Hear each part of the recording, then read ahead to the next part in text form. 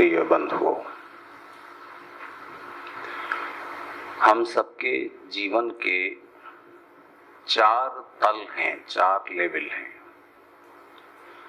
शारीरिक, बौद्धिक, मानसिक, आत्मिक। शरीर, बुद्धि, मन, आत्मा। फिजिकल, इंटेलेक्चुअल, मेंटल या साइकोलॉजिकल और स्पिरिचुअल। इन चारों तलों पर अलग अलग तरह के सुख और आनंद हैं।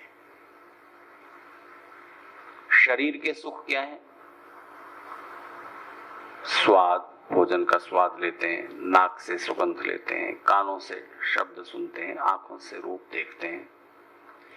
तो जो शरीर की इंद्रियों से हम जिन सुखों को प्राप्त करते हैं वो शारीरिक सुख हुए। ये शारीरिक सुख मनुष्य के अलावा जितने भी पशु पक्षी हैं उनको भी प्राप्त हैं। जैसे मनुष्य बहुत तरह के भोजन बनाता है, तरह तरह के व्यंजन, रोज एक नई डिश तैयार होती है। खाने पीने की चीजें इतनी हैं कि आप एक रोज नई डिश खाओ, जीवन छोटा पड़ जाएगा, वो चीजें खत्म नहीं होंगी। तो स्वाद का सुख आपका ज्यादा है कि पशुओं का? नहीं। जो आप नए नए व्यंजनों का सुख ले रहे हो वो स्वाद का सुख नहीं है, वो वैरायटी का सुख है, नवीनता का सुख है। आज ये खाया, कल वो खाया, दोपहर को जो दाल खाई थी, सब्जी खाई थी, शाम को नहीं, कुछ नया चाहिए। तो ये नएपन का सुख है। स्वाद का सुख सेम है। जैसे हम रसगुल्ले में जो स्वाद लेते हैं, आम खाकर जो स्वाद लेते हैं, जलेबी खाकर जो स्वाद लेते हैं, भैंस को अपने चारे में स्वाद नहीं आता क्या उतना जितना आपने रसगुल्ले में लिया? ऐसा कहने का हमारे पास कोई प्रमाण नहीं है, पर आता है इसका प्रमाण है। आप एक सूअर को पकड़िए और उसे अंगूरों के रसगुल्लों के ढेर पे बिठा दीजिए, भूखा मर जाएगा, नहीं खाएगा। क्योंकि उसके भोजन को जो प्रकृति ने निश्चित कर दिया है उस भोजन में ही वो स्वाद लेता है। आपका भोजन उसे पसंद नहीं है। से पता चला कि स्वाद से लेकर और जितना भी इंद्रिय जन्य सुख है, फिजिकल डिजायरल एंजॉयमेंट्स हैं, वो सारे मनुष्य और पशु सबको बराबर प्राप्त हुए हैं। मनुष्य की विशेषता कहां पर है? मनुष्य की विशेषता संस्कृति से है, संस्कारों से है, जिसका संबंध पशुओं के साथ नहीं है। और वो जो संस्कृति है वो हमारे बौद्धिक, मानसिक और आध्यात्मिक जगत में प्रवेश करती है। तो जो बौद्धिक सुख है, मानसिक सुख, आध्यात्मिक आनंद, वो शरीर के सुखों से ज्यादा बड़े हैं और वो केवल मनुष्य को ही प्राप्त हैं। अभी इतने दिनों से जो आप तरह तरह की बातें सुन रहे हैं, विवेचना सुन रहे हैं, ये बौद्धिक स्तर का आनंद है। एक कठिन बात कोई बच्चा भी समझ लेता है ना, एक कठिन बात जब उसको समझ में आ जाती है, मैथ्स की हो, फिजिक्स की हो, कोई भी पजल सॉल्व कर लेता है तो उसको उतना ही आनंद मिलता है जितना आर्किमिडीज को मिला था। यूरेका यूरेका कहते हुए एथेंस की गलियों में घूम रहा था। एक कठिन बात समझ में आई, वैसे ही बौद्धिक सुख प्राप्त होता है, एक प्रसन्नता हुई। तो वेद का एक मंत्र है जिसमें कहा गया है कि सरस्वती सह थी भी रस्तु। हमारी परंपरा में 3 मुख्य देवियां हैं, 3 मुख्य देव हैं, ब्रह्मा विष्णु महेश, और 3 देवियां हैं, लक्ष्मी, सरस्वती, दुर्गा। तो विद्या की देवी सरस्वती, धन ऐश्वर्य की देवी लक्ष्मी और शक्ति की दुर्गा। इन तीनों के अलग अलग वाहन हैं, व्हीकल। तो सरस्वती हंस पर बैठकर आगे जाती है। सरस्वती को, विद्या को अगर बढ़ाना है, विकसित करना है और फैलाना है, उसको आगे ले जाना है, तो उसे हंस पर बैठकर जाना पड़ेगा, चलना पड़ेगा, हंस पर बैठाना होगा। तो ये जो हमारे सिंबल हैं, प्रतीक हैं, ये कुछ संदेश देते हैं।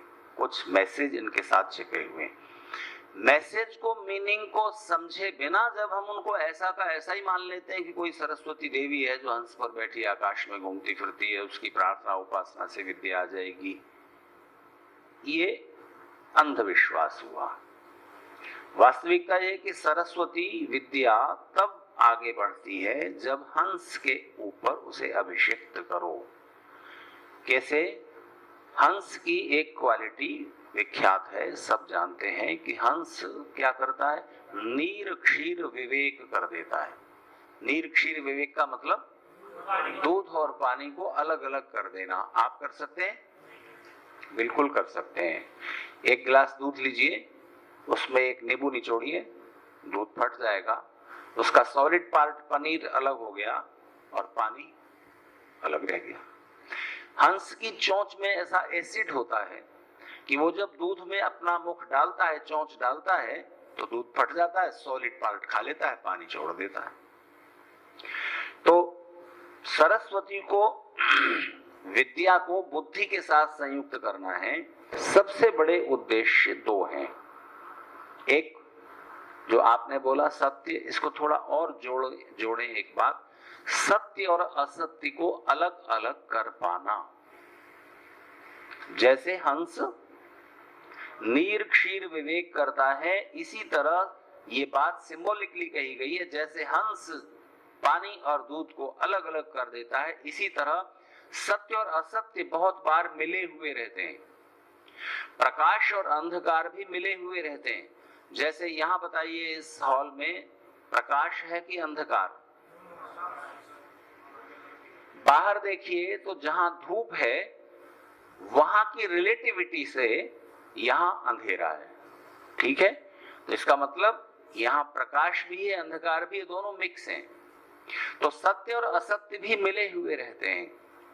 सत्य और असत्य को अलग अलग कर पाना, ये पहचान पाना कि क्या सच है क्या झूठ है, इसके लिए आपको 3 इंस्ट्रूमेंट्स इस्तेमाल करने पड़ते हैं।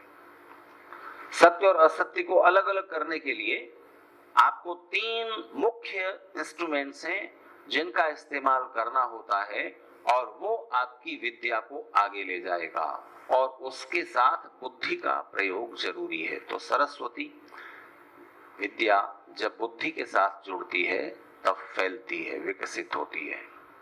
मैथमेटिक्स के एक प्रोफेसर शहर से गांव में आए। गांव के किनारे एक नदी थी। शाम को वो नदी के किनारे टहलने चल पड़े। टहलते टहलते दूर निकल गए। उनकी इच्छा हुई कि नदी के दूसरी तरफ एक बड़ा सुंदर उपवन था जिसमें तरह तरह के फल फूल लगे हुए थे। उनकी इच्छा हुई कि मैं नदी के पार उस उपवन को देखूं, लेकिन वो तैरना नहीं जानते थे और नाव वहां थी नहीं। तो उन्होंने एक रास्ता चलते आदमी से पूछा, वो भी रास्ते पर आ रहा था। उन्होंने इससे पूछा, क्यों भाई, नदी में इस किनारे पर कितना गहरा है पानी? तो उस आदमी ने जवाब दिया, करीब 2-2.5 फीट, ज्यादा से ज्यादा 3 फीट। नदी के उस किनारे पर कितना है? 2-3 फीट। और नदी के बीच में कितना है? करीब 11-12 फीट। तो उन्होंने एवरेज निकाला। कितना एवरेज निकला? 4.5-5 फीट, जो भी कुछ कम रहा होगा, अंदाज से कर लीजिए। और उनकी लंबाई थी 6 फीट। तो उन्होंने कहा कि मैं इसको चल करके पार जा सकता हूं। तो इसका परिणाम क्या होगा? तो मैथमेटिकली ये चीज ठीक है, लेकिन जब आप बुद्धि का प्रयोग करेंगे तो यहां पर मैथमेटिक्स काम नहीं देगी। तो मायावती और अखिलेश ने मैथमेटिक्स लगाई। इतने ओबीसी, इतने शेड्यूल कास्ट, इतने मुस्लिम, अर्थमेटिक तो सही है। बीजेपी का गणित कुछ और था। खैर, तो कहने का अर्थ ये हुआ कि सत्य और असत्य को अलग कर पाना ये बुद्धि का और विद्या का मुख्य उद्देश्य हुआ। इससे भी बड़ा एक पर्पज है। सत्य और असत्य को अलग कर पाना, इससे भी बड़ा एक पर्पज है जो सीधे संस्कृति से जुड़ता है, कल्चर से जुड़ता है। सत्य और असत्य को अलग अलग कर पाने के लिए कोई भी बुद्धिमान व्यक्ति समर्थ हो जाएगा। कोई भी पढ़ा लिखा व्यक्ति लॉजिक का इस्तेमाल करेगा। एक इंस्ट्रूमेंट है लॉजिक, एक इंस्ट्रूमेंट है शब्द प्रमाण, अपने से ज्यादा जानने वाले लोगों की बातों पर विश्वास, ये शब्द प्रमाण कहलाता है, आप्त प्रमाण कहलाता है। फिर उस प्रमाण की भी लॉजिक से, एनालिसिस से परीक्षा, और फिर प्रत्यक्ष खुद अनुभव से उस चीज को जान लेना, तब आप सत्य के गहरे स्तर तक पहुंचते हैं। तो सत्य और असत्य को अलग कर पाने के लिए कोई भी जिसके पास लॉजिकल ब्रेन है, दिमाग रखता है, लॉजिक कर सकता है, दलील दे सकता है, तर्क वितर्क कर सकता है, वो सत्य और असत्य को अलग अलग कर लेगा। लेकिन वो जरूरी नहीं कि उचित और अनुचित को अलग अलग कर सके। इसलिए सारी विद्या और ज्ञान का, सारी विद्या बुद्धि और ज्ञान का जो सम्मिलित मुख्य उद्देश्य है वो है उचित और अनुचित को अलग अलग कर पाना। क्या फेयर है, क्या अनफेयर है। जो चीज सत्य है वो उचित भी होती है क्या? आपसे पूछता हूं, कैसे? कई बार सत्य जो होता है वो उचित भी होता है, जो उचित होता है वो सत्य भी होता है, लेकिन बहुत बार जो बात सत्य है वो उचित नहीं भी होती। जैसे एक नौजवान शराब पीता है और शराब पी के घर आता है और अपनी माँ से लड़ाई झगड़ा करता है, उससे पैसे छीन लेता है और उसकी पिटाई करता है। ये सत्य है, पर क्या ये उचित है? तो सत्य और असत्य को अलग अलग करने के लिए बुद्धि लगेगी। उचित और अनुचित को अलग अलग करने के लिए क्या लगेगा? नहीं नहीं, विद्या ज्ञान बुद्धि से आप सत्य और असत्य को अलग अलग कर पाओगे। बुद्धि भी लगेगी उचित और अनुचित को अलग अलग करने में, पर एक और चीज लगेगी, हम उसी को संस्कृति कहते हैं, जो उचित और अनुचित का विवेक जगा दे, क्योंकि उसका संबंध मन और आत्मा से है। तो आपके जीवन का जो तीसरा तल है मन, वहां पर क्या है? इमोशंस हैं, सेंटिमेंट्स हैं, डिजायर्स हैं, भावनाएं और इच्छाएं आपके मन में निवास करती हैं। आपके ब्रेन में इंटेलेक्ट है, लॉजिक करने की शक्ति, समझने की शक्ति, याद करने की शक्ति, ये जहां पर है वो ब्रेन कहलाता है, बुद्धि कहलाता है। मन हम उसे कहते हैं जहां भावनाएं हैं और इच्छाएं हैं। तो सुसंस्कृत व्यक्ति हम किसे कहेंगे? जो अपने मन की भावनाओं और इच्छाओं पर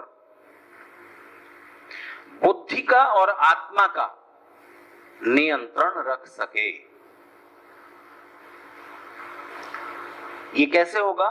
एक एग्जाम्पल से बात क्लियर होगी। जब भी कभी निर्णय करना होता है जीवन में, तो निर्णय सही होना चाहिए कि गलत? सत्य होना चाहिए कि असत्य? पर इससे भी ज्यादा उचित होना चाहिए कि अनुचित? तो अब एक सत्य घटना सुने। अमेरिका ने 20 साल तक वियतनाम में लड़ाई लड़ी और 20 साल बाद उस युद्ध का अंत वियतनाम के 2 टुकड़े करने के बाद हुआ, उत्तरी वियतनाम, दक्षिणी वियतनाम। तो एक हिस्से में सोवियत संघ का, तब सोवियत यूनियन था, अब तो रशिया रह गया, वो देश टूट के अलग हो गए। तो तब सोवियत यूनियन अमेरिका के बराबर ही महाशक्ति कहलाता था, तो उसका प्रभाव था, तो उसकी भी सेनाएं आई, एक तरफ से अमेरिका की सेनाएं, आखिर को वियतनाम को 2 टुकड़ों में बांट दिया गया।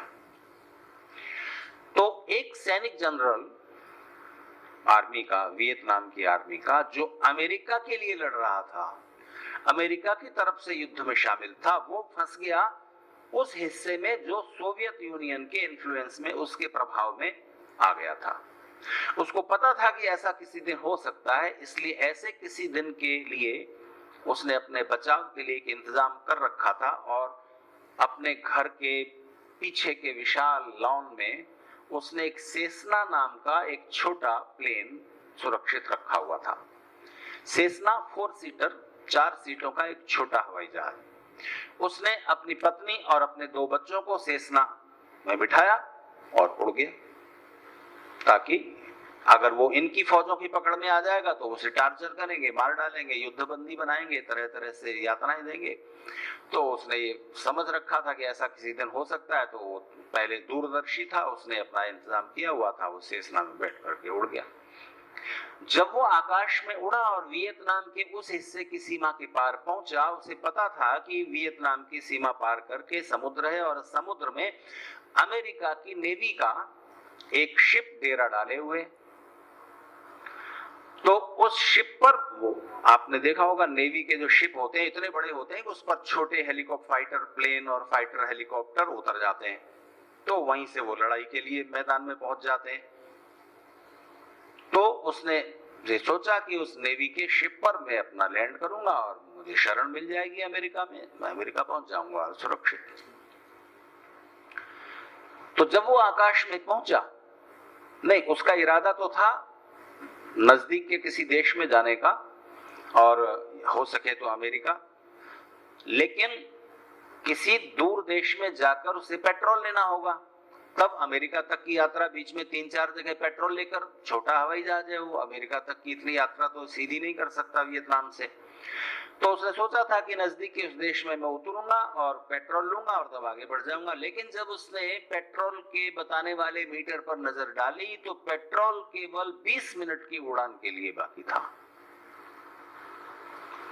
अब वो परेशान हुआ कि अब क्या करूं। तब उसने निर्णय लिया कि यहाँ पर जो नेवी का, अमेरिकन नेवी का जो शिप है, मैं उसमें लैंड कर दूं। तो उसने शिप के कैप्टन से रेडियो वेव से, रेडियो तरंगों से संपर्क स्थापित किया। उन दोनों मोबाइल नहीं होते थे और ये विकसित टेक्नोलॉजी नहीं थी, तो रेडियो तरंगों से बातचीत होती थी।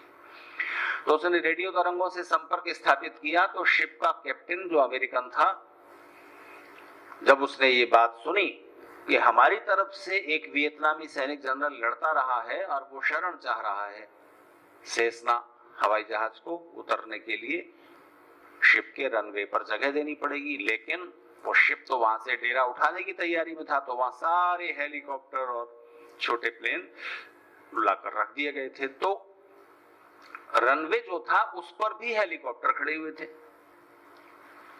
और एक एक हेलीकॉप्टर की कीमत कई करोड़ डॉलर में थी।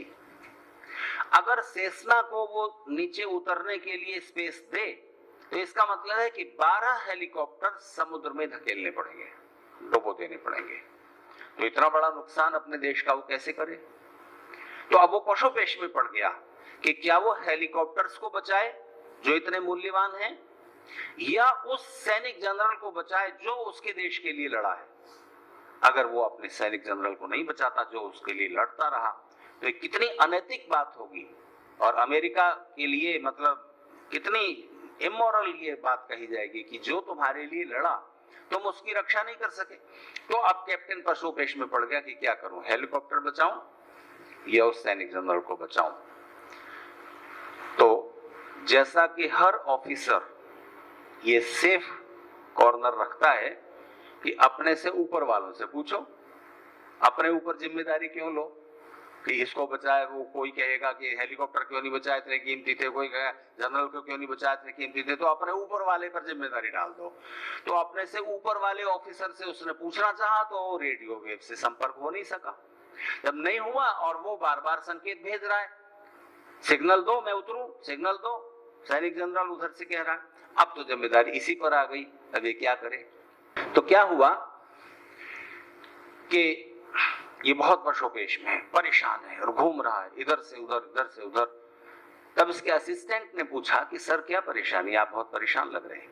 बोला परेशान लग रहा हूं, अरे देखो ना ऊपर वो सेस्ना, वो हवाई जहाज उड़ रहा है 4 सीटर, उसमें हमारी तरफ से लड़ने वाला एक सैनिक जनरल है, सेना का ऊंचा ऑफिसर, उसने जी जान लगा दिया था, फंस गया था उस इलाके में। अब ये उड़ रहा है, पेट्रोल खत्म होने को 5-7 मिनट का पेट्रोल बचा है। अब वो कह रहा है कि हमें शिप में उतार दो, जगह दो, और शिप में जगह दें तो 12 हेलीकॉप्टर समुद्र में फेंकने पड़ेंगे। तो अब क्या करें। तो असिस्टेंट ने एक सवाल किया, उसने कहा कि सर अगर आप होते उस हवाई जहाज में पत्नी बच्चों के साथ, तो क्या आप कौन सा व्यवहार अपने साथ किया जाना पसंद करते, क्या एक्सपेक्ट करते। तो कैप्टन ने कहा नेचुरली मैं यही एक्सपेक्ट करता कि मुझे जगह दी जाए उतरने की। सुनो, अब से 5000 साल पहले महर्षि वेदव्यास ने धर्म की, मानव धर्म की, हिंदुइज्म, इस्लाम, क्रिश्चियनिटी की नहीं, ये संप्रदाय है, ये सेक्ट है, तो वास्तविक धर्म है जिसको हिंदू इस समय जिस परंपरा का सबसे बड़ा संवाहक है, 5000 साल पहले महर्षि वेदव्यास कहते हैं, श्रूयताम धर्म सर्वस्वम, धर्म का सर्वस्व सुनो, संस्कृति का सर्वस्व सुनो, श्रुत्वा चैवावधार्यताम, और सुन करके अपने जीवन में आचरण में उतारो। आधी पंक्ति में, एक पंक्ति में बताता हूं, वेदव्यास कहते हैं, आत्मनः प्रतिकूलानि परेशान न समाचरेत्। सारी संस्कृति, धर्म, उचित अनुचित का विवेक, सब कुछ इस एक पंक्ति में समा जाता है। जैसा व्यवहार आप अपने साथ किया जाना पसंद नहीं करते, वैसा दूसरों के साथ न करें। चोरी न करना धर्म क्यों है? क्योंकि मैं नहीं चाहता कि मेरी मेहनत से कमाई हुई चीज को कोई दूसरा चुराए। इसलिए नैतिक मूल्य क्या हुआ, धर्म क्या हुआ, मैं भी ना चुराऊं। मैं नहीं चाहता कि मुझसे कोई झूठ बोले, झूठा व्यवहार करे, तो धर्म क्या कहता है? तो जब भी उचित और अनुचित की सही परीक्षा करनी हो ना, बुद्धि तो आपको लाभ हानि बताएगी। लाभ किसमें है? हेलीकॉप्टर बचाने में। आपका अहंकार क्या कहेगा? अहंकार कहेगा जीत किसमें है, प्रशंसा किसमें है, फेम किसमें है, ईगो आपको वैसा निर्णय लेने के लिए बाध्य करेगी। लेकिन आप आत्मा को भी वहां जोड़ लेंगे, अपनी आत्मा को। मैं अगर इस परिस्थिति में होता तो मैं अपने साथ कैसा व्यवहार किया जाना पसंद करता। तो जो बस स्टैंड ने कहा कि सर आप अगर होते उस हवाई जहाज में तो क्या एक्सपेक्ट करते? सीधी बात है, मैं खुद को बचाने के लिए कहता। तो फिर ठीक है, तो बस उसको उतरने दीजिए, उनको बचाइए। तो उसने कहा कि लेकिन ये 12 हेलीकॉप्टर, एक एक हेलीकॉप्टर का $1 करोड़ का है। तो उसने कहा कि तो आपको सैनिक जनरल को बचाना है कि सेसना हवाई जहाज को बचाना है?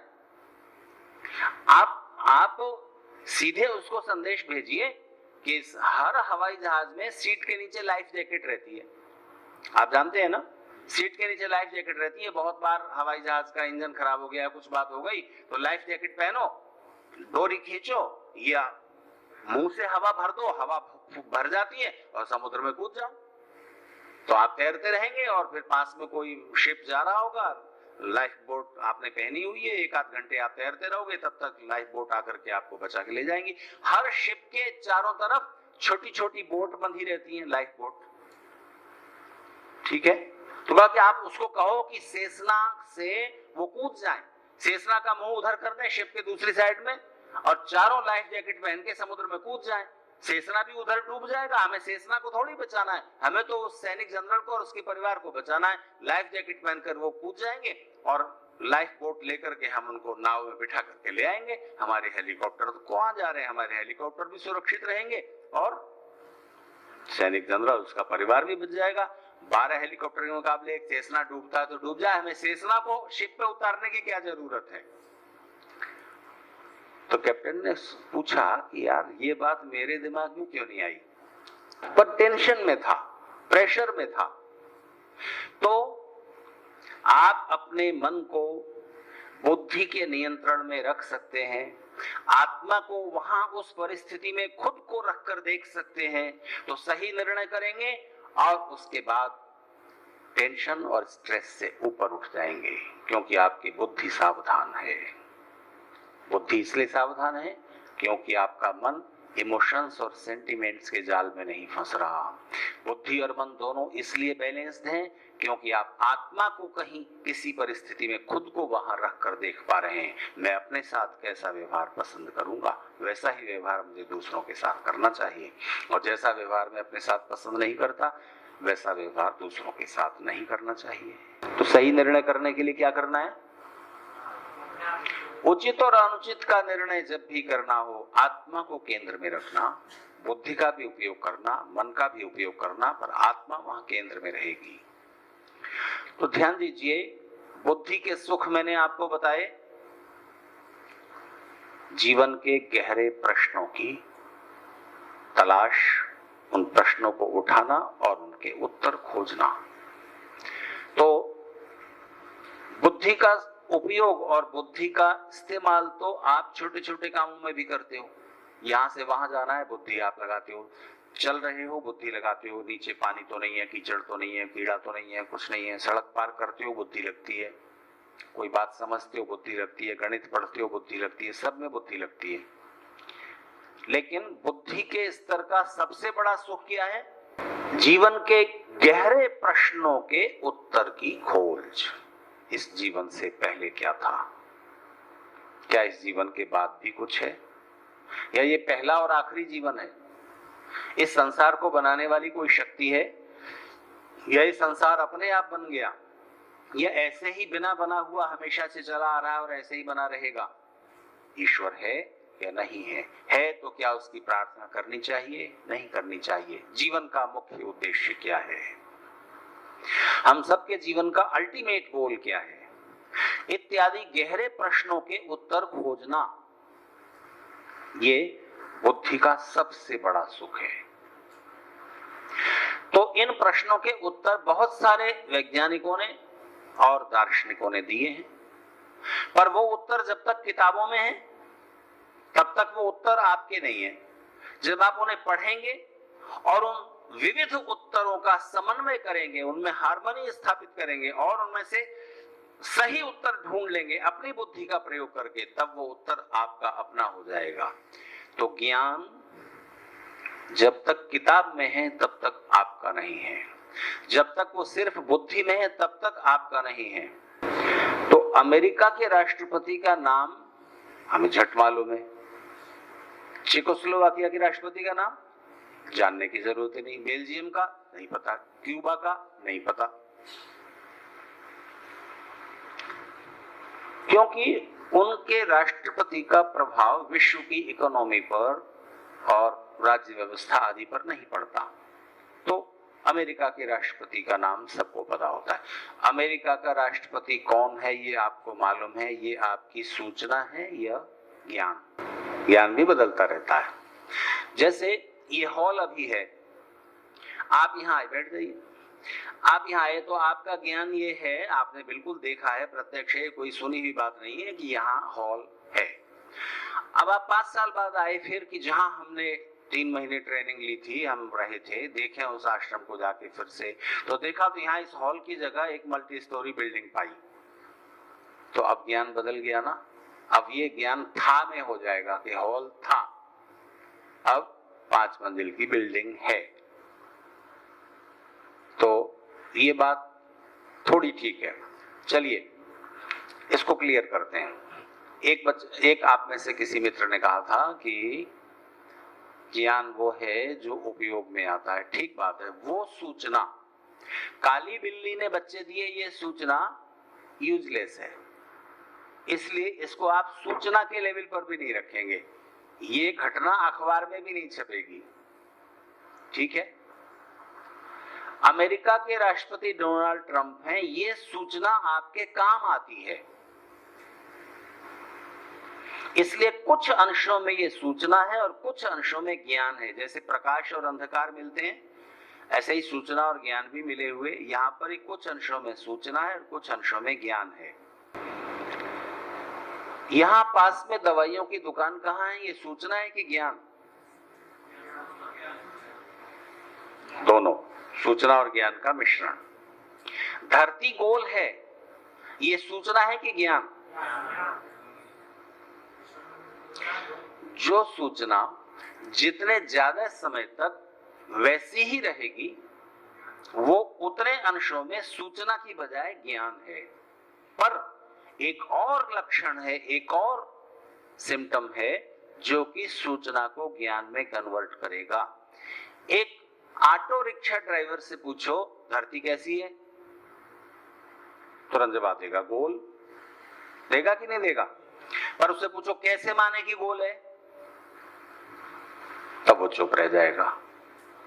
तो उसने सुन रखा है कि धरती गोल है, और चूंकि सब बड़े बड़े लोग कह रहे हैं कि धरती गोल है, तो उसने भी मान लिया है धरती गोल है।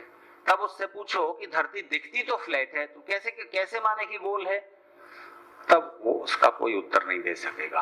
आपसे पूछें कैसे माने कि गोल है, तब आप सारे फैक्ट्स आपको मालूम है कि आप जहां हो वहां से एक ही डायरेक्शन में चल पड़ो, पैदल चल पड़ो, साइकिल से चल पड़ो, मोटरसाइकिल से चल पड़ो, उसी डायरेक्शन में चलते जाओ चलते जाओ चलते जाओ चलते जाओ, वापस आप वहीं आ जाओगे जहां से चले थे।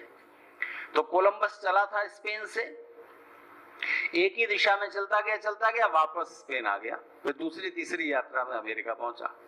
तो समुद्र किनारे खड़े हो जाओ और दूरबीन लेकर के देखो, तो आपको दूर से आता हुआ शिप दिखना चाहिए ना, नहीं दिखता, क्योंकि धरती ऐसी होती तो कितना भी दूर होता तो दिखाई देता, पर धरती चूंकि यूं है तो इसलिए अभी वो शिप यहां आ रहा है समुद्र की लहरों पर, आप यूं देख रहे हो सीधा, इसलिए नहीं दिख रहा। जब चलते चलते ऐसे ऐसे ऐसे आएगा, तब पहले उसकी चिमनी का धुआं दिखेगा, फिर चिमनी दिखेगी ऊपर वाला हिस्सा, फिर शिप दिखेगा, तो प्रूव हुआ धरती गोल है। तो जब ये सूचना आपने लॉजिक और फैक्ट समझ लिए, हाउ एंड व्हाई क्वेश्चन उठाए, कैसे माने कि धरती गोल है, और आपने उसके उत्तर में जो साइंटिस्ट ने फैक्ट्स प्रस्तुत किए हैं और जो लॉजिक दिए हैं वो आपने समझ लिए, अब आपकी बुद्धि तृप्त और संतुष्ट हो गई, हाँ समझ में आ गया कि धरती गोल है। अब ये सूचना ज्ञान बनी, राइट। तो जब आप पढ़ते हो तो उसमें बहुत कुछ ऐसा होता है जो सिर्फ सूचनात्मक ज्ञान है, इंफॉर्मेशनल है, उसको बस सूचना की तरह, उसको कंप्यूटर भी रख लेगा अपने अंदर, उसको याद करने की जरूरत नहीं है। कुछ सूचनाएं तो आपको याद होनी चाहिए, बहुत सी इतनी ऐसी हैं जो कभी काम आएंगी, तो आप अपने मोबाइल पर गूगल पर सर्च करके वो कर सकते हो, लेकिन कंप्यूटर में उसकी मेमोरी में इंफॉर्मेशन होगी, नॉलेज नहीं होगी। अभी आप मुझसे पूछें कि गीता के 3 अध्याय के 7वें श्लोक का क्या मतलब है, तो मैं कहूंगा कि गीता लाओ भाई, याद नहीं है पूरी, आप संख्या बता रहे हो 3 अध्याय का 7वां श्लोक, अभी तो मुझे श्लोक भी याद नहीं आएगा। तो आप गीता लाओगे तो थोड़ी बहुत संस्कृत जानता हूं तो मैं उसका अर्थ कर सकूंगा, लेकिन आप कंप्यूटर में जाओ, कंप्यूटर ऑन करो, इंटरनेट से जोड़ो, एंशिएंट वेबसाइट पे जाओ और बस कुछ स्विच ऑन कर रहे हैं, कंप्यूटर मिनटों में बताएगा कि गीता के 3 अध्याय के 7वें श्लोक पर डॉक्टर राधा कृष्णन क्या कह रहे हैं, लोकमान्य तिलक क्या कह रहे हैं, स्वामी चिन्मयानंद क्या कह रहे हैं, स्वामी समर्पणानंद क्या कह रहे हैं, ओशो रजनीश क्या कह रहे हैं, सारी डिटेल आपके सामने रख देगा। कंप्यूटर को ज्ञान है, क्यों? वो उन सारी कमेंट्रीज के बीच ये जज नहीं कर सकता कि इनमें से कौन सी ज्यादा ठीक है, ये कौन सी कम ठीक है, ये किस व्याख्या में कहां गड़बड़ है, ये मैं जानूंगा, ये आप जानोगे, क्योंकि आप बुद्धि नहीं हो, मन नहीं हो, आप क्या हो? शरीर नहीं हो, आप क्या हो? आप आत्मा हैं। तो आत्मा का अस्तित्व प्रूव होता है, तो आत्मा की एग्जिस्टेंस प्रूव होती है according to science, according to philosophy और अकॉर्डिंग टू योर एहसास, आपका सेल्फ, योर सेल्फ जो आप हैं उसका एहसास, आपका अनुभव, आपकी फीलिंग, आपका एक्सपीरियंस आपको प्रूव कर देगा कि आप हैं और बॉडी से सेपरेट हैं। फ्रांस का एक फिलोसोफर हुआ है, उसका नाम था देकार्ते। वो संदेहवादी दार्शनिक है, वो हर चीज में डाउट करता है। आप उसे प्रूव नहीं कर सकते कि ये माइक है, आप ये प्रूव नहीं कर सकते कि ये माइक टेढ़ा है, कितना भी लॉजिक दीजिए, आप लॉजिक दीजिए कि भी साफ दिख रहा है कि टेढ़ा है, देखो यहाँ ऐसे टेढ़ा है कि नहीं, वो कहेगा कि नहीं, देखो यहां से यहां तक सीधा है, यहां से यहां तक सीधा है, यहां से यहां तक सीधा है, सीधे सीधे सीधे का टोटल सीधा। तो बड़ा जबरदस्त तार्किक है वो। और संदेहवादी है, वो कहता है हर चीज पर संदेह किया जा सकता है, ईश्वर के बारे में तो सबसे ज्यादा संदेह उपस्थित किए जाते हैं, पर एक पॉइंट है जहां पर आकर संदेह को रुक जाना पड़ता है, कोई डाउट नहीं किया जा सकता कि मैं हूं। दुनिया में ऐसा कोई भी व्यक्ति नहीं है जो अपने होने में भी संदेह करता हो कि पता नहीं मैं भी हूं या नहीं हूं, मैं तो हूं। और अगर कोई अपने होने में भी डाउट करता है तो भी उसका होना प्रूव होता है कि कौन है जो डाउट कर रहा है, जो संदेह कर रहा है वो तो है। तो शंकराचार्य ने, आदि शंकराचार्य, उन्होंने आत्मा के होने में बहुत सारे लॉजिक दिए हैं, उनमें से एक लॉजिक यही है, इस जलते हुए बल्ब को ये जल रहा है कि बुझा हुआ, ये प्रूव करने के लिए, जलते बल्ब को जल रहा है कि नहीं ये प्रूव करने के लिए आप टॉर्च जलाते हो। उसकी रोशनी अपने आप अपने होने का प्रमाण देती है। प्रकाश को जानने के लिए कोई और प्रमाण नहीं चाहिए, बस प्रकाश है। सूर्य उगा हुआ है कि नहीं आप टॉर्च जला के नहीं देखते, सूर्य का प्रकाश उसके होने का खुद प्रमाण है। इसी तरह आपका एहसास कि मैं हूं, ये आपके होने का स्वयं प्रमाण है। तो शरीर तो वैसा का वैसा ही है। तो साइंटिस्ट यहां आपने जो कहा उस बात को इस तरह क्रिटिसाइज करते हैं, वो कहते हैं कि ये सारा काम तो ब्रेन के फंक्शंस का है। ब्रेन डेड हो गया और अब वहां जो सोचने समझने वाली शक्ति थी वो खत्म हो गई। आत्मा वात्मा कुछ नहीं है, बस ब्रेन के फंक्शन जो हो रहे थे, ब्रेन की वजह से आप सोचते थे, सुनते थे, समझते थे, बातचीत करते थे, सुख दुख महसूस करते थे, और ब्रेन के फंक्शन खत्म हो गए, उलझ गए, न्यूरोलॉजिकल सिस्टम बिगड़ गया, ब्रेन डेड हो गया, बस डेथ। तो आत्मा वात्मा कुछ नहीं है, तो हम ब्रेन हैं, ब्रेन के फंक्शन हमें चला रहे हैं। इसका आंसर सुनिए। ब्रिटेन में एक बड़े साइंटिस्ट थे जिनको नोबेल प्राइज दिया गया, उनका नाम था लॉर्ड केल्विन।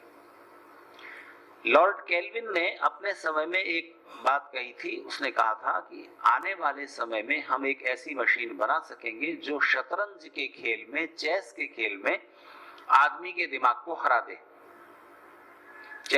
शतरंज के खेल में बहुत दिमाग लगता है, हजारों चालें हैं, और शतरंज के खेल की सारी चालें आप कंप्यूटर में भर दीजिए, तो अब आदमी के दिमाग को कंप्यूटर हरा देगा कि नहीं। केल्विन के समय में कंप्यूटर नहीं बना था, कोशिशें चल रही थी। तो केल्विन ने कहा कि आने वाले समय में हम ऐसी मशीन बना सकेंगे जो चेस के खेल में आदमी के दिमाग को हरा दे। आगे की बात सुनिए। केल्विन ने कहा लेकिन हम ऐसी मशीन कभी नहीं बना पाएंगे जो अपनी गलत चाल पर पछता सके और विरोधी की गलत चाल पर मुस्कुरा सके। आप समझे? कंप्यूटर खेलता है शतरंज, पर अपनी गलत चाल पर पछता सकता है कि अरे ये मैंने गलत चाल चल दी। बस वो जो महसूस करता है वो आत्मा है, वो कंप्यूटर में नहीं। सारी आर्टिफिशियल इंटेलिजेंस शायद आपके ब्रेन से आगे निकल जाए, लेकिन उस आर्टिफिशियल इंटेलिजेंस को ये नहीं मालूम होगा कि मैं हूं और ये मैं कर रहा हूं। 4,05,000, 4,50,000, 3,600 या 15,20,300 जोड़िए जरा, तुरंत। देर लगेगी आपको ना, कागज पर मत लिखो, कैलकुलेटर लगाओ। आपसे मैं पूछूं 15 आम 3 आदमियों में बांटे, कितने पीस आएंगे? 5 आम आ गए। 17 आम 3 आदमियों में बांटिए, कितने पीस आएंगे?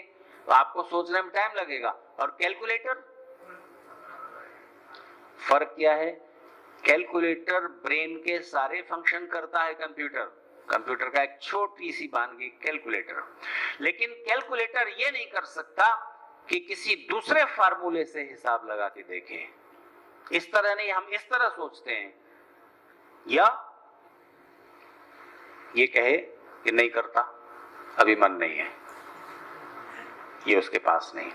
ये पंखा घूम रहा है, इसके पास ये फ्रीडम नहीं है कि इस तरह घूमते घूमते हम थक गया, इस तरह घूमूंगा, ये नहीं घूमता, थोड़ी देर बाद घूमूंगा, या बिल्कुल नहीं घूमूंगा। ये फ्रीडम जहां है वहां सोल है, वहां आत्मा है। तो जो लॉर्ड केल्विन तब कह रहे थे वो अब भी सच है, आगे भी सच रहेगा। तो जरा एक उदाहरण से देखिए। हमारी बॉडी में मैकेनिज्म है, हमारी बॉडी एक मशीन है जिसका कंट्रोल ब्रेन में है। आप देखते हो, इंफॉर्मेशन कहां जाती है? सुनते हो, कहां जाती है? तो शंकराचार्य कहते हैं कि आत्मा इस शरीर से अलग है, क्योंकि आप इंद्रियों से जो ज्ञान पाते हो कहीं अंदर एनालिसिस होता है। आपने इस आंख को बंद करके कुछ देखा, फिर वही चीज इस आंख को बंद करके देखी, तो कौन है जो ये बताता है कि वही चीज है जो मैंने अभी इस आंख से देखी थी? तो इसका मतलब आंख नहीं देख रही है, पीछे कोई और है जो देख रहा है। आपने कानों से किसी के बारे में सुना कि एक वागीश आचार्य आए हुए, वो आएंगे, तो कुछ शरीर के लक्षण बता दिए, धोती कुर्ता पहने, चश्मा लगाए, 6 फीट लंबे हैं वगैरह। तो कानों से आपने कुछ लक्षण सुन लिए, आंखों से देख लिया, तब आपकी बुद्धि क्या कहती है? ये वही आदमी है जिसके बारे में हमने कानों से सुना था, अब मैं आंखों से देख रहा हूं। कान और आंख दोनों अलग अलग हैं, दोनों के द्वारा प्राप्त किए ज्ञान को जो जोड़ता है वो आत्मा है। मॉडर्न साइंस बोलती है नहीं, वो आत्मा तो कुछ नहीं, वो ब्रेन है, ब्रेन में सारा एनालिसिस हो रहा है। तो देखिए, ब्रेन के फंक्शन एनालिसिस करते हैं और ब्रेन के द्वारा शरीर कंट्रोल होता है। हमारे शरीर में एक मैकेनिज्म है और मैकेनिकल प्रोग्राम है, उस वजह से चल रहा है। लेकिन वो मैकेनिकल प्रोग्राम ब्रेन के कंट्रोल में है, पर उसके बियॉन्ड, उसके पार भी कुछ है जो आत्मा है। एग्जाम्पल, चंद्रशेखर आजाद जब अपनी क्रांतिकारी टीम में किसी नौजवान को शामिल करते थे तो उसका टेस्ट लेते थे कि तुम्हारे अंदर कितना पेशेंस है, कितनी सहन शक्ति है, कितना धैर्य है, कितना तुम तकलीफ सह सकते हो, वरना तो अंग्रेजों की पुलिस पकड़ेगी, 4 डंडे लगाएगी, तुम सारे रहस्य खोल दोगे। तो वो टेस्ट लेते थे, जलती हुई मोमबत्ती उस पर हाथ रखो, देखें कब तक रख सकते हो। तो अब ध्यान देना, ब्रेन का फंक्शन क्या है, ब्रेन का मैकेनिज्म क्या है। मेरे शरीर में भी, आपके शरीर में भी, उनके शरीर में भी, सबके शरीर में भी मैकेनिज्म क्या है ब्रेन का? जैसे ही अग्नि पर, जलती चीज पर हाथ पड़ता है, पैर पड़ता है, वैसे ही मैसेज जाता है, कोई चीज जला रही है गरम गरम, और ऑर्डर आता है हाथ हटाओ। सेकंड के फ्रैक्शन में ये हो जाता है, मैसेज गया, ऑर्डर आया, हाथ हटाओ। ये है मैकेनिज्म। अगर हम सिर्फ मशीन होते, ब्रेन का फंक्शन ही होता बस हमारे शरीर में, हमारा अस्तित्व ब्रेन के भी पार ना होता, तो मैकेनिज्म तो बार बार कह रहा है, ब्रेन तो बार बार कह रहा है, ब्रेन का ऑर्डर बार बार आ रहा है, हाथ हटाओ, हाथ हटाओ, हाथ हटाओ, लेकिन ब्रेन के भी पार कोई है जो कहता है नहीं हटाते, जो उसके अगेंस्ट भी जा सक रहा है, हम उसे आत्मा कहते हैं। वो चीज आर्टिफिशियल इंटेलिजेंस में कभी नहीं आएगी। जिस दिन कंप्यूटर में आपने वो चीज भी डाल दी, समझ लेना वहां आत्मा, सोल उतर आई है। एक और उदाहरण, जैसे आपका एहसास बोलता है कि आप हैं, इसी तरह आपका एहसास ही ये प्रूव कर देता है कि आप बॉडी नहीं है, बॉडी से सेपरेट है। कैसे? हम में से किसी का या किस दुनिया में किसी का भी हाथ कट जाए, पैर कट जाए, कान कट जाए, शरीर का कोई भी पार्ट कट कर अलग हो जाए, क्या किसी का भी एहसास, अनुभव ये बोलता है कि मैं कट गया या मैं कम हो गया? शरीर तो कम हुआ है, पर मैं कम नहीं हुआ। हर एक का एहसास बोलता है मैं तो उतना ही हूं, मेरे शरीर का एक पार्ट कम हो गया, मैं उतना ही हूं। जब हमारा आपका जन्म हुआ, कितने से था शरीर हमारा? इतना सा था। वो तस्वीर आपको अगर दिखाई जाए और आपके मम्मी पापा ये ना बताएं कि आपकी तस्वीरें आप खुद नहीं पहचान पाओगे। शरीर में कितने चेंजेस आ गए, 5 फीट, 5.5, 6 फीट का हो गया शरीर। साइंटिस्ट बताते हैं सारे सेल्स कुछ दिनों में बदल जाते हैं, शरीर के सारे सेल्स खत्म हो जाते हैं, उसकी जगह नए सेल्स ले लेते हैं। एक कंटिन्यूटी चल रही है। लेकिन इस लगातार बदलते जाने वाले शरीर में कोई एक न बदलने वाली सत्ता है जो बचपन से लेकर जवानी तक, बुढ़ापे तक हमेशा महसूस करती है मैं तो वही हूं, मैं तो वही हूं, मैं तो वही हूं। तो आप शरीर से अलग आत्मा हैं, लेकिन इस शरीर में मैं कहां हूं, कैसा हूं, ये जानना ही साधना का विषय है, योगाभ्यास का, जिसके द्वारा आप स्वयं के स्वरूप को, आत्मा के स्वरूप को और परमात्मा के स्वरूप को एक साथ जान पाते हैं। उसका नाम योगाभ्यास की साधना पद्धति है, महर्षि पतंजलि की। खैर, तो हम वापस अपने मूल विषय पर लौटते हैं। इतनी बातें प्रूव हो गई, शरीर, बुद्धि, मन और आत्मा, आत्मा का अस्तित्व आपके मन में बिठाना और उसको प्रूव करना बहुत जरूरी था, क्योंकि जो आत्मा के अस्तित्व को मानता है वही तो ये समझेगा ना कि दूसरा भी आत्मा है। इसलिए सबसे पहला ज्ञान क्या है और सबसे आखिरी ज्ञान क्या है? ज्ञान की बात मैंने आपसे की ना, तो सबसे प्राथमिक ज्ञान क्या है और सबसे बड़ा सबसे महत्वपूर्ण ज्ञान क्या है, इसको मैं आपसे स्पष्ट करूं। किसी भी आत्मा का, चाहे वो मनुष्य शरीर में हो, चाहे पशु पक्षी कीड़े के शरीर में हो, कहीं भी हो, एक ज्ञान आत्मा के साथ बिना किसी कोशिश के, बिना पढ़े लिखे, बिना जाने समझे, स्वतः अपने आप जुड़ा हुआ है, सहज है। कौन सा? मैं हूं, अपने होने का ज्ञान। इस टेबल को अपने होने का ज्ञान है, इस कुर्सी को अपने होने का ज्ञान है, इस पंखे को है, इस मकान को है? नहीं है, हमको आपको है। अपने होने का ज्ञान सबसे पहला ज्ञान है। इसके बाद पहला ज्ञान यह है कि मैं हूं। फिर इसके बाद क्या ज्ञान होता है? और चीजें भी हैं, मैं हूं पर और चीजें भी हैं, और लोग भी और भी हैं। फिर इसके बाद क्या ज्ञान है? तीसरा ज्ञान बिना पढ़े लिखे होता है, वो ये होता है कि ये चीज वो है जिससे अपने होने का ज्ञान नहीं है, और ये वो है जिससे मेरी ही तरह अपने होने का ज्ञान है। ठीक है। इसके बाद आता है सुख और दुख का ज्ञान। ये चीज है, इसमें पानी है, पीने से सुख मिलता है। इसमें कुछ और कड़वी चीज है, इसको पीने से दुख मिलता है। सुख और दुख का ज्ञान। तो पूरी साइंस क्या करती है? पूरा साइंटिफिक नॉलेज जो है वो किस बात के लिए है? किस चीज से कैसे सुख उठाया जा सकता है और किस चीज से मिलने वाले दुख को कैसे कम किया जा सकता है। यही तो साइंस और टेक्नोलॉजी है ना। तो फिर आप दुनिया में बहुत सारी चीजों का ज्ञान प्राप्त करते हैं, इस पौधे का, उस पौधे का, ये सब केमिस्ट्री में आ जाता है। फिर मिनरल्स का ज्ञान, फिर सारी चीजों के मिलाने से क्या बनता है, केमिस्ट्री। ये सब जो है संसार के पदार्थों का ज्ञान करने में साइंस की सारी ब्रांचेस लगी हुई रहती हैं। तो चीजों से, संसार के पदार्थों से क्या क्या सुख उठाया जा सकता है और कैसे, कौन सी चीज दुख देने वाली हो सकती है, उसका ज्ञान। ये सब फिर सारा ज्ञान विज्ञान का विस्तार जो है इस तरफ हो जाता है। लेकिन एक और ज्ञान है, एक और ज्ञान है जो साइंस नहीं सिखाएगी। साइंस नहीं सिखाएगी, पढ़ने लिखने से वो ज्ञान नहीं आएगा, वो हमें अपनी अंतःस्थ चेतना से जानना पड़ेगा। तो ध्यान दीजिए, ज्ञान के लिए संस्कृत में एक और शब्द है, उसका नाम है वेद। वेद का मतलब, वेद का मतलब ज्ञान। तो आपने एक दूसरा शब्द सुना होगा, वेदना। वेदना जानते हैं क्या होती है? वेदना माने पीड़ा, दर्द, तकलीफ। तो वेदना जिस रूप से बना है उसी रूप से वेद बना है। तो वेदना जो है वो क्या है? आपको पिन चुभे तो आपको दर्द का ज्ञान हो रहा है कि नहीं? दर्द का ज्ञान हो रहा है नहीं?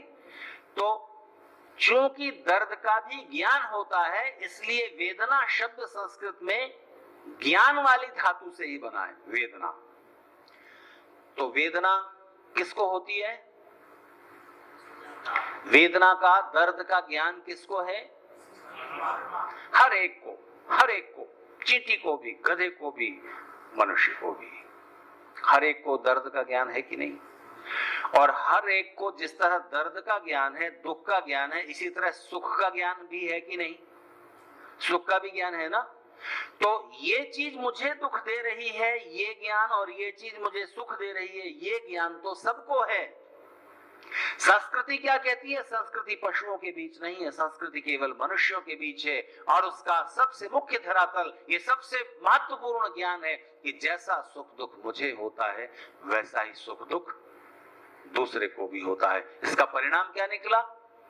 क्योंकि दूसरों को भी मेरे जैसा ही, मेरी आत्मा जैसा ही सुख दुख होता है, इसलिए मैं अन्याय से दूसरों को दुख न दूं। ये एहसास जहां जाग गया, उस व्यक्ति को हम सुसंस्कृत कहेंगे, कल्चर्ड कहेंगे। अच्छा बताइए, संस्कृति, भारतीय संस्कृति अच्छी है कि अमेरिकन संस्कृति अच्छी है, कि ब्रिटिश संस्कृति अच्छी है, कि अफ्रीकन संस्कृति अच्छी है, कि अरेबियन संस्कृति अच्छी है? भूख लगी और भोजन खाना, ये प्रकृति है, सबका स्वभाव है, प्राकृतिक है। भूख लगेगी, भोजन खाएंगे, मनुष्य भी पशु भी। दूसरे का छीन कर खा लेना क्या है? और दूसरे को भी भूख लगी है, उसका मैं न छीनूं, और हो सके तो मेरे पास अगर अतिरिक्त है तो दूसरे को खिलाकर खाऊं। ये हमारे मन के और आत्मा के 3 लेवल हो गए। एक विकृति है, एक प्रकृति है, एक संस्कृति है। प्रकृति बुरी नहीं है तो प्राकृतिक है, पर उसको विकृत ना होने देना, उसको संस्कृत करना। तो संस्कृति मनुष्य ही करता है। किसी भी चीज को अच्छा बनाकर इस्तेमाल में लाना मनुष्य का ही स्वभाव है। आप अगर लौकी की सब्जी बनाते हैं, आलू की सब्जी बनाते हैं, तो क्या करते हैं? उसको संस्कारित करते हैं। उसका मट्टी अलग करेंगे, धो लिया, फिर उसका छिलका अलग करेंगे, फिर उसको काटेंगे, फिर उसमें थोड़ा कुछ और नमक, हल्दी, जीरा, कुछ तेल, घी कुछ मिलाएंगे, उसका स्वाद बढ़ाएंगे। ठीक है? तो संस्कृति हमारे जीवन के हर अंग और हर व्यवहार के साथ फैली हुई है। हर व्यवहार के साथ संस्कृति जो है फैली हुई पाई जाएगी। तो संस्कृति का निवास स्थान मन के द्वारा शुरू होता है, आत्मा तक पहुंचता है और फिर हाथों में, व्यवहार में उतरता है।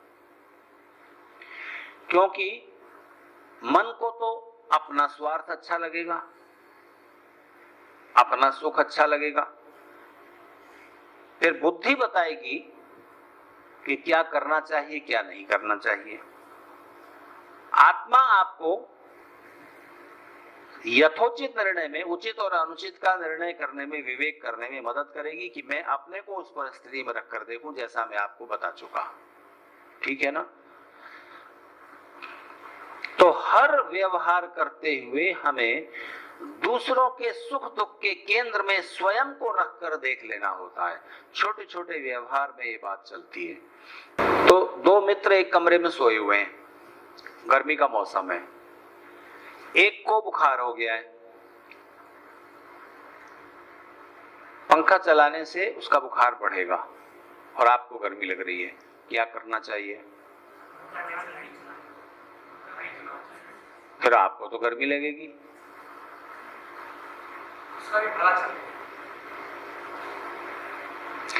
तो अब आत्मा को रखकर देखा, अगर मुझे बुखार होता तो मैं अपने साथी से क्या एक्सपेक्ट करता? तो पंखा न चलाने का निर्णय करेंगे। ये तो हो गया उचित अनुचित का विवेक। अब इसमें बुद्धि आपको थोड़ा वैकल्पिक उपाय देगी। उसका बेड पंखे से थोड़ा दूर खिसका देते हैं और उसको एक कंबल और उड़ा देते हैं और पंखा चला लेते हैं। ठीक है? तो दोनों का और सबका सुख हो जाए, सबसे अच्छा क्या है? संस्कृति क्या समझाएगी? वो निर्णय जिसमें सबका सुख हो जाए। जो आप कह रहे थे ना, सर्वे भवन्तु सुखिनः। हम चाहते हैं कि सब सुखी हों, लेकिन हमें प्रयास भी उसके लिए करना होता है। तो ऐसा कुछ किया जाए कि हमारा जो निर्णय है उसका प्रभाव जिन जिन तक पड़ेगा सबका सुख हो जाए। अगर सबका सुख नहीं हो सकता तो मिनिमम शर्त क्या है? कि मुझसे दूसरों को दुख न पहुंच जाए। मैं अपना सुख ले लूं, दूसरों को सुख नहीं हो रहा कोई बात नहीं, पर मेरे सुख उठाने से दूसरों को दुख न पहुंच जाए। और यही बात देशभक्ति में बदलती है। मेरे सुख से देश का हित बड़ा है। मुझे अगर $10 करोड़ का ऑफर है, और मैं ये झूठ नहीं कह रहा हूं, है, करोड़ों डॉलर मिल सकते हैं मुझे। शर्त यह है कि मैं हिंदू समाज में एक नया पंथ क्रिएट करूं। मैं धर्माचारी हूं और धर्म की व्याख्या कर सकता हूं, लच्छेदार भाषा में लोगों को एक नई हिंदू धर्म से काट के एक नया सेक्ट बना दूं तो 2-4 करोड़ लोग मेरे शिष्य हो जाएंगे और हिंदू समाज कमजोर होगा। क्योंकि जितने सेक्ट में बढ़ता है कोई समाज, जितने पंथों में, उतना कमजोर होता है। जातियों में बट गया, तो आप जातिवादी राजनीति करो तो आपको विदेशी ताकतें पैसा देंगी। तो मेरा सुख तो हो जाएगा, 2-3 करोड़ लोग मेरे शिष्य हो जाएंगे और मेरे चरण छुएंगे, मेरे बैंक अकाउंट में करोड़ों डॉलर होंगे, कार में चल रहा हूंगा, चार्टर्ड प्लेन में उड़ रहा हूंगा, लेकिन देश, ऐसे बहुत से लोग हैं हमारे देश में, बहुत पढ़े लिखे हैं, बड़े इंटेलेक्चुअल्स हैं, लेकिन उनकी आत्मा मरी हुई है, उनका मन विकृत है, असंस्कृत लोग हैं, समझते अपने को बहुत बड़ा है। तो संस्कृति को इंग्लिश में क्या बोलते हैं? कल्चर और कल्टीवेशन की रूट एक ही है। कल्टीवेशन, खेत को जोतना, फिर उसमें बीज बोना और उपजाना। तो कल्चर क्या है? कल्चर है हमारे मन को उद्वेलित करना, जोतना, उसको यानी उसको उपजाऊ बनाना। जब आप रिसेप्टिव हो जाएं, जब सुनने के लिए तैयार हो जाएं, तब उसमें अच्छे विचारों के, अच्छी संस्कारों और भावनाओं के बीज बो देना। तो मन को विकसित करना बहुत महत्वपूर्ण है। तो आप जिस आयु में हैं उसमें आप बहुत पढ़ लिख जाएं, बहुत विद्वान हो जाएं और बहुत अच्छी नौकरी पा जाएं, उससे जीवन सुखी हो जाएगा ऐसा मत समझना। उदाहरण, एक नौजवान आईआईटी से इंजीनियरिंग करके, आईआईएम से एमबीए करके या हार्वर्ड से एमबीए करके मल्टीनेशनल कंपनी ज्वाइन करता है और 2 करोड़ रुपए प्रतिवर्ष उसकी सैलरी हो जाती है, लेकिन हमेशा बीमार रह रहा है। एक दूसरा नौजवान बीकॉम करके बैंक का कंपटीशन क्वालिफाई किया, बैंक में क्लर्क हो गया, 40-50 हजार रुपए महीना उसकी तनख्वाह है, शरीर से फिट है, सुखी कौन रहेगा? तो शरीर भी बलवान होना चाहिए ना। हमें पहलवान नहीं होना है, हमें एथलीट नहीं बनना है, हमें बॉक्सर नहीं बनना है, रेसलर नहीं बनना है, ठीक है, पर शरीर इतना फिट तो हो कि हमारी इम्यूनिटी जीवन भर मजबूत रहे और रोग आए, बैक्टीरिया शरीर पर हमला करें, वायरस हमला करें, वो मर जाएं, हमारा शरीर सुरक्षित रहे इम्यूनिटी की वजह से। ये कैसे होगा? शरीर को स्वस्थ रखने के लिए रोज 1-2 घंटे का समय निकालना होगा फिजिकल फिटनेस के लिए। बुद्धि को शक्तिशाली बनाने के लिए क्या करना है?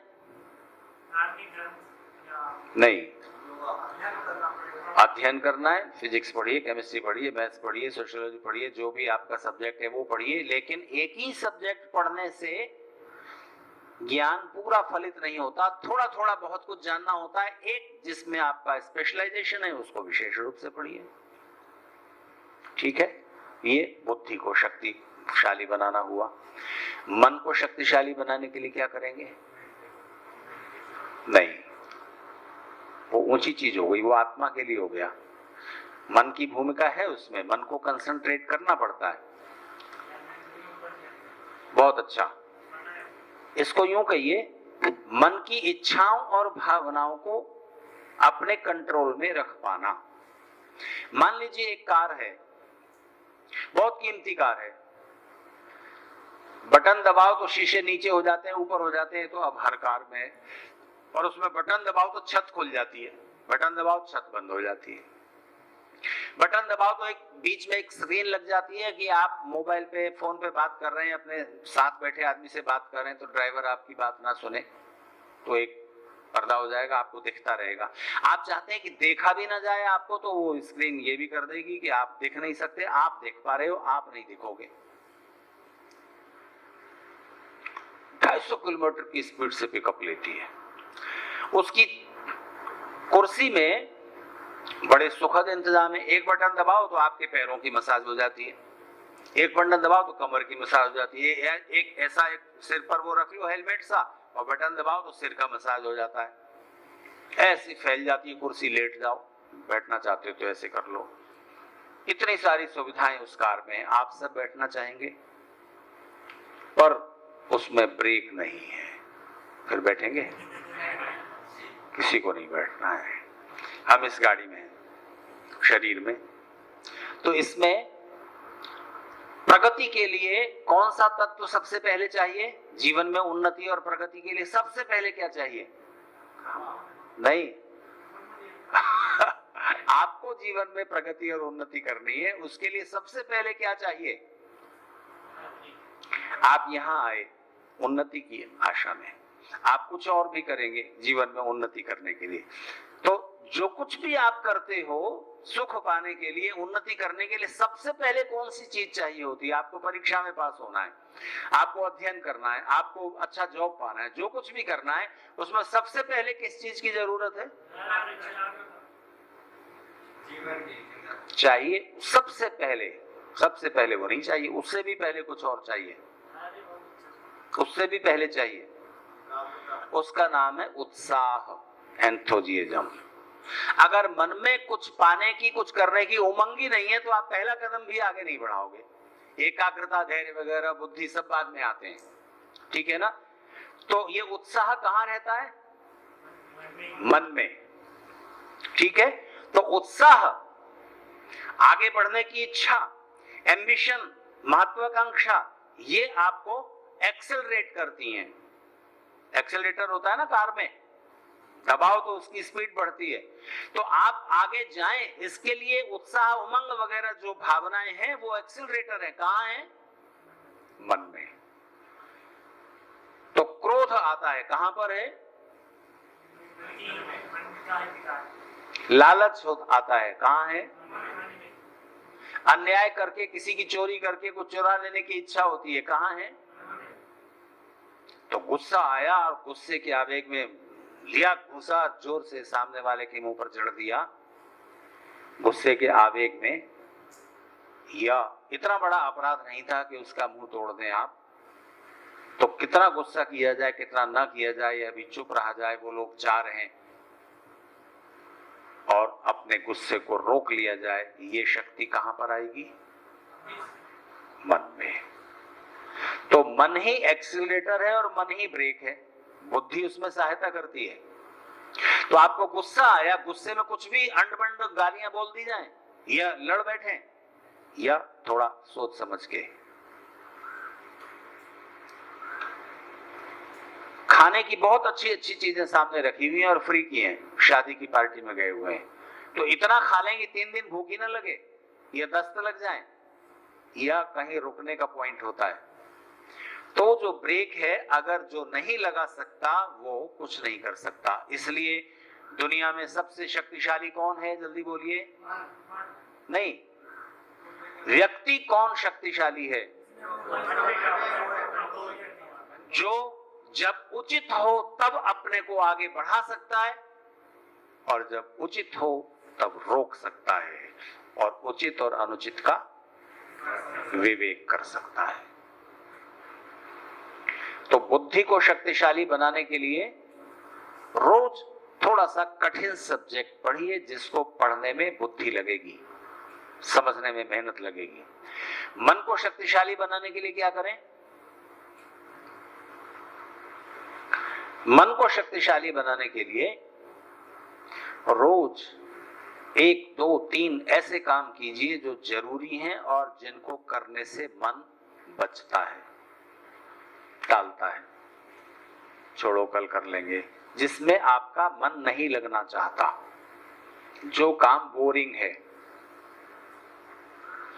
अच्छा एक बात बताइए, जीवन में सफल होने के लिए पसंद वाले क्षेत्र में जाना चाहिए, पसंद वाला काम करना चाहिए, या नापसंद वाला? ये आधा सच है। आधा सच झूठ से ज्यादा भयंकर होता है। आपने 3 इडियट्स फिल्म देखी है? सबने देखी है? क्या मैसेज है उसका?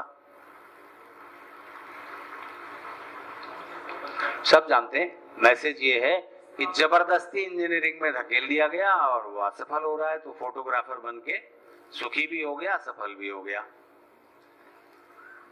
ठीक है, जिसमें आपका अंदर का रुझान है वो कीजिए, लेकिन इसके पैरेलल आधी सच्चाई ये भी है कि जीवन में कभी भी आपको ऐसी परिस्थिति नहीं मिलेगी कि हमेशा पसंद वाला ही काम करना पड़ रहा है।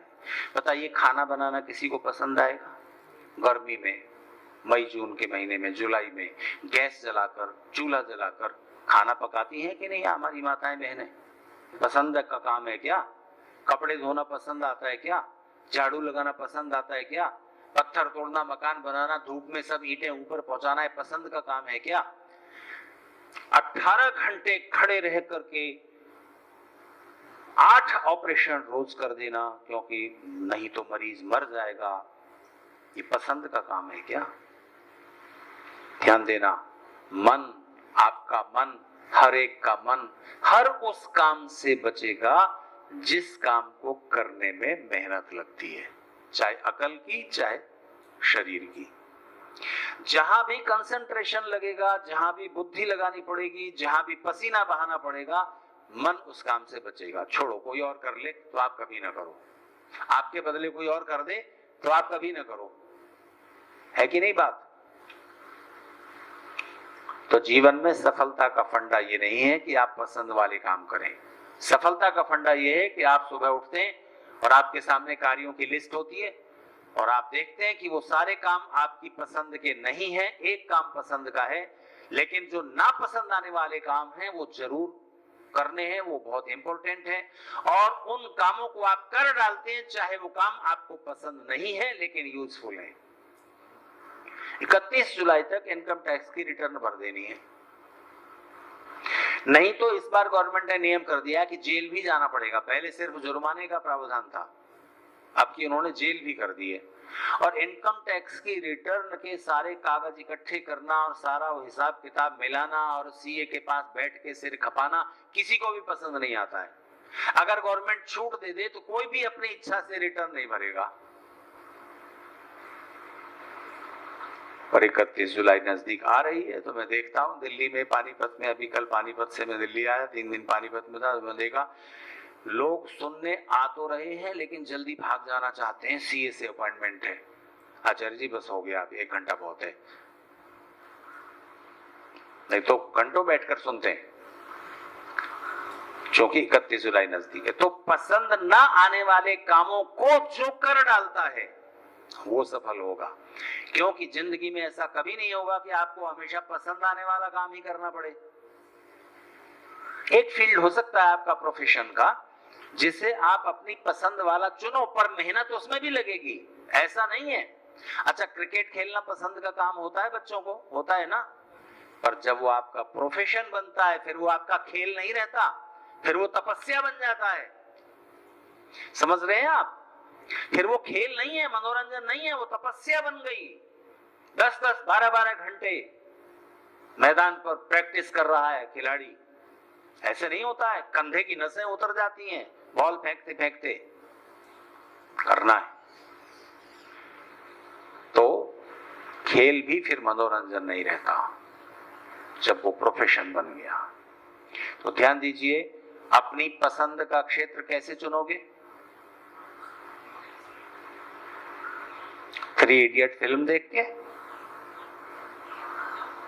पता लगाना कि जितने सब्जेक्ट्स आपने पढ़े हैं उनमें से कौन सा सब्जेक्ट ऐसा है जो कठिन है, जिसको समझने में बुद्धि लगती है, लेकिन ऐसे किसी एक सब्जेक्ट को जो समझने में कठिन है और उसको पढ़ने में आप 3 घंटे बिना बोर हुए डूब जाते हो, वो आपकी पसंद का क्षेत्र है। या ऐसा काम जिस काम को करने में पसीना बहाना पड़ता है, भागदौड़ करनी पड़ती है और उस काम को करते हुए आप बोर नहीं होते, उस काम को कर डालते, वो आपकी पसंद का क्षेत्र है। तो सफलता का फंडा क्या है? नापसंद काम भी कर डालना। इससे भी ज्यादा जो काम पसंद नहीं है पर करना जरूरी है उसको करना, और इस तरह से करना कि उसमें इंटरेस्ट क्रिएट हो जाए। संस्कृति क्या हुई? जब क्रोध आया, कोई इच्छा हुई, लालच हुआ और आप अपने को रोक सकते हैं, दूसरे को दुख पहुंचेगा, हमें इस काम को नहीं करना है। तो ये वो संस्कृति है जिसको सबसे पहले वेद में शब्द प्रयोग किया गया और कहा गया सा प्रथमा संस्कृति विश्ववारा। इस संस्कृति को आप डिवाइड नहीं कर सकते इंडियन, भारतीय संस्कृति में, अमेरिकन संस्कृति में, बौद्ध संस्कृति में, हिंदू संस्कृति में, अरेबियन संस्कृति में वगैरह वगैरह, धर्म या जाति या देश के भूगोल के आधार पर आप इसको डिवाइड नहीं कर सकते। ये यूनिवर्सल है, हर एक मानव मात्र को इस संस्कृति को मानना पड़ेगा। इसको भारतीय संस्कृति ही कहा जा सकता है, या तो मानव संस्कृति कहो या भारतीय संस्कृति कहो, क्योंकि भारतीय लोगों ने ही संस्कृति के इन मूल तत्वों को, इन जीवन मूल्यों को सदियों से संभाल कर रखा है, शास्त्रों में और अपने जीवन के व्यवहार में, बोलचाल में। फिर ये डिवाइड होती है तभी कल्चर होती है, संस्कृति कह लो भले। अच्छा, भारत का नाचना गाना भारतीय स्टाइल का भारतीय संस्कृति है, और वेस्टर्न स्टाइल का नाचना गाना वेस्टर्न कल्चर है। बोलिए। धोती कुर्ता पहनना भारतीय संस्कृति है और पैंट शर्ट पहनना वेस्टर्न संस्कृति है, पश्चिमी संस्कृति है? नहीं, यहां आप गलत हैं।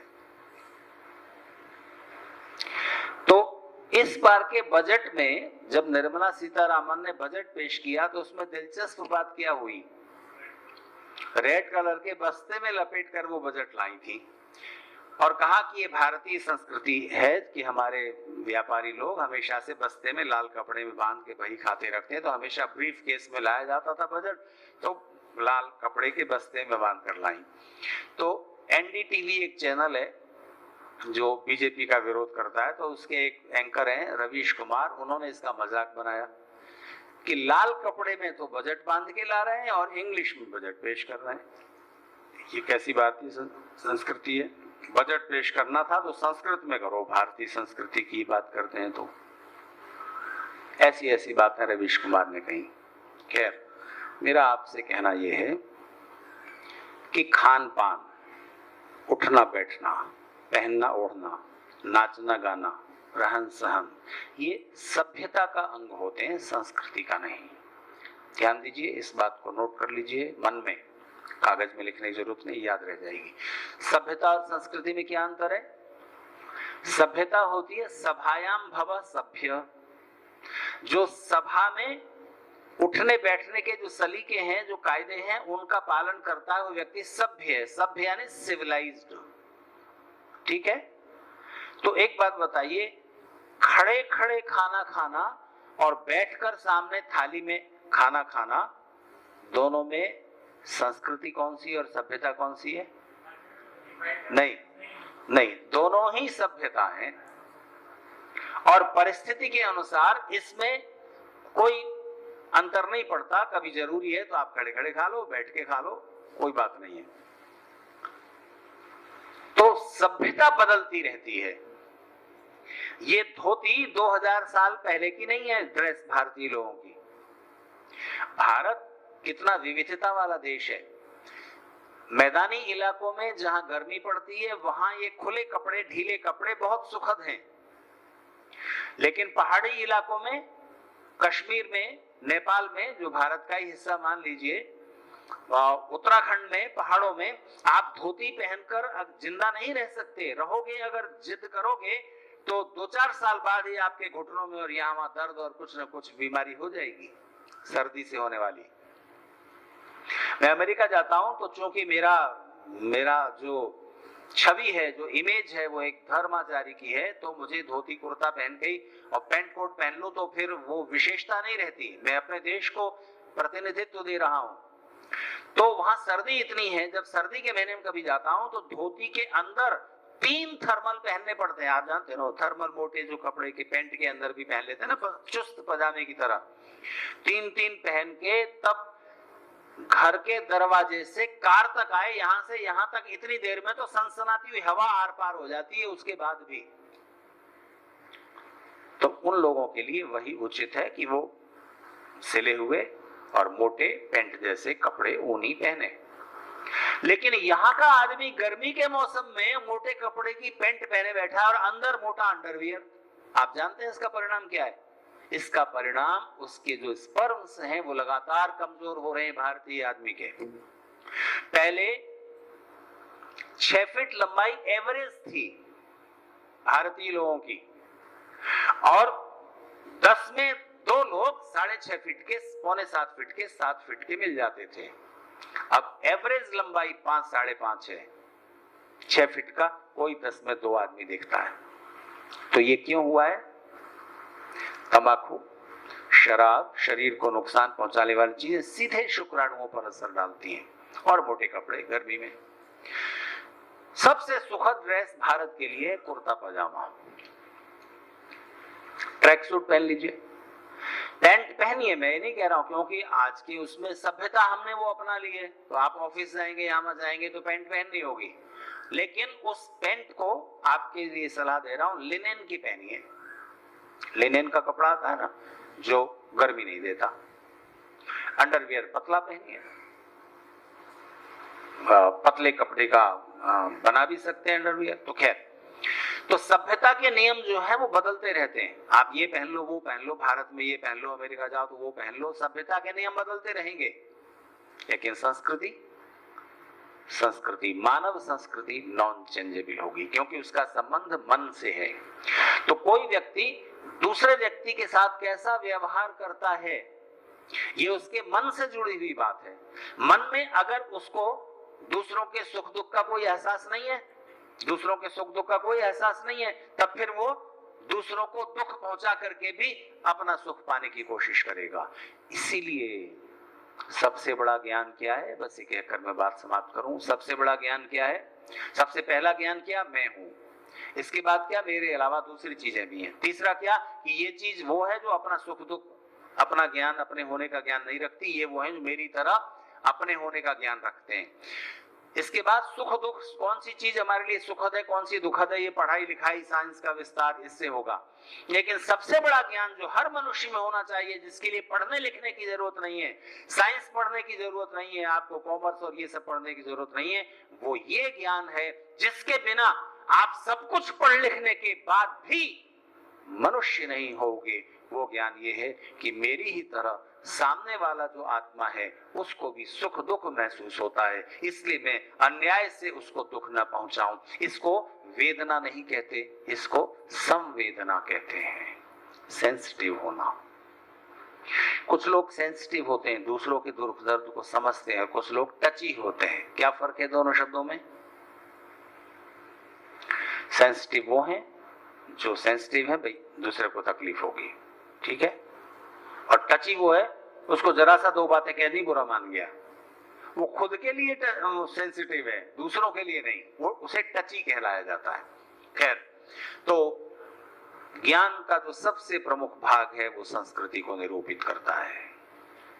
दूसरों का भी सुख दुख है, वो भी मेरी तरह सुख दुख अनुभव करते हैं। अपनी आत्मा की तरह स्वात्मवत दूसरों के सुख दुख को समझना, यही मनुष्यता की पहचान है और यही संस्कृति है। और इसी को हम भारतीय संस्कृति कहते हैं, क्योंकि संस्कृति के इन मूल तत्वों को भारतीय लोगों ने जीवित रखा है, शास्त्रों में जीवित रखा, बातों में जीवित रखा, व्यवहार में निकाल दिया।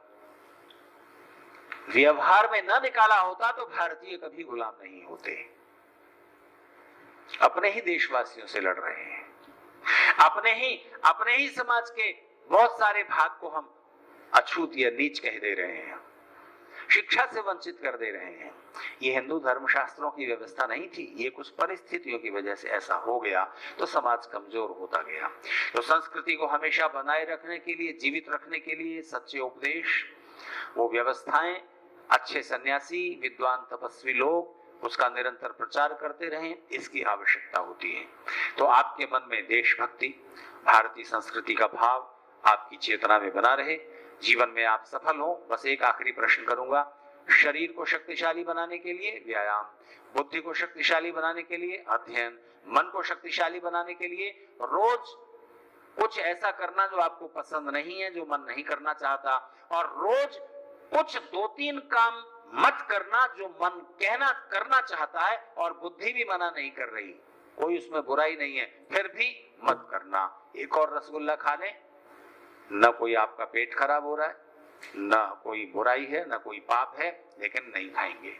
करके देखिए, बिल्कुल रसगुल्ला नहीं खाएंगे, ये संकल्प आसान है, लेकिन एक रसगुल्ला खा के फिर रुक जाएंगे, यहाँ मन का टेस्ट हो जाता है, आप रुक पाते हो कि नहीं? मुझे बताया गया 2 दिन से आप सिर्फ पानी पी के रह रहे हो, उससे पहले आप सिर्फ फल खा रहे थे। बड़ी इच्छा होती होगी कि अभी रसगुल्ला जलेबी मैंने नाम ले दिया, आप कहते होगे नाम ही क्यों ले दिया। पर इससे, इस साधना से आपका मन शक्तिशाली हो रहा है, आप कितना संयम रख सकते हैं, आपके ब्रेक मजबूत हो रहे हैं, कभी भी आप अपने को रोक पाएंगे। आत्मा को शक्तिशाली बनाने के लिए क्या? मेडिटेशन, ध्यान, प्रार्थना। अब एक प्रश्न और बात समाप्त कर दूं, शरीर, बुद्धि, मन और आत्मा, इन चारों में सबसे ज्यादा महत्वपूर्ण क्या है? किसको ज्यादा शक्तिशाली बनाने पर ध्यान देना है? आपके उत्तर गलत है। तो अब एक उदाहरण, किसी कार में 4 पहिए हैं, कौन सा ज्यादा इंपॉर्टेंट है? चारों। और यही उम्र है, चारों तलों पर आपको विकास करना है, मजबूत रहना है, शक्ति अर्जित करनी है, और उस शक्ति का जब कर्म क्षेत्र में उतरोगे बढ़िया से बढ़िया इस्तेमाल कर लेना है, अपने सुख के लिए भी, समाज के लिए भी, राष्ट्र के लिए भी। इतनी देर मेरी बातों को आपने बहुत दिलचस्पी से सुना, ऐसा मुझे लगता है। तो आप सबका धन्यवाद।